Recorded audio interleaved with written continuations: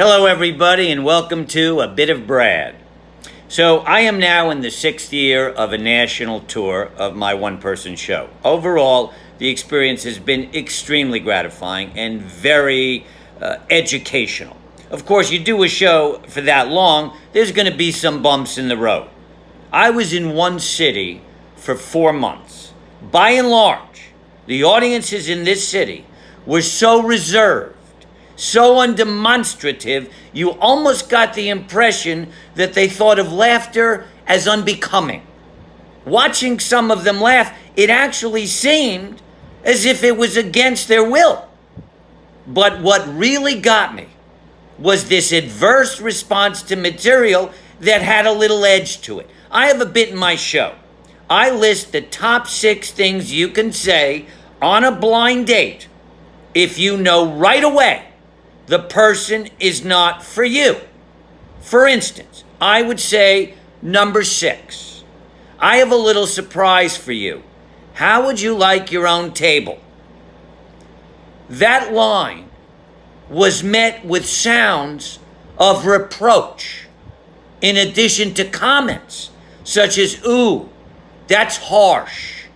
In fact, one night I was doing that very same bit about 4 rows back as a couple. From the moment the show began, their expressions never changed.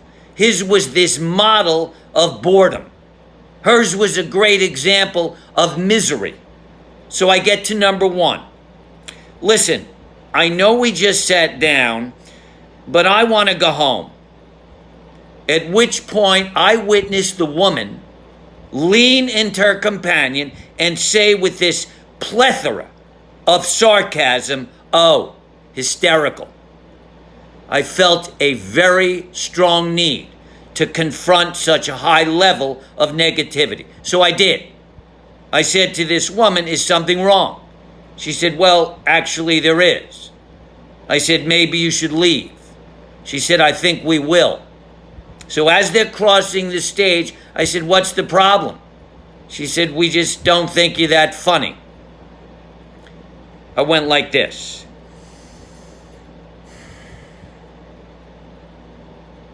And you know what? It didn't help. One night I did the show for 5 people. 3 who paid, 2 who showed them to their seats. So when I walked out on stage, I said to them, you know, you're very lucky. My forte is very small audiences.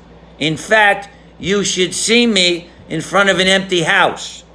By the way, when I did the show in New York, letting the audience know that I'm single gave rise to quite a flurry of inquiries after the show, which led to numerous blind dates.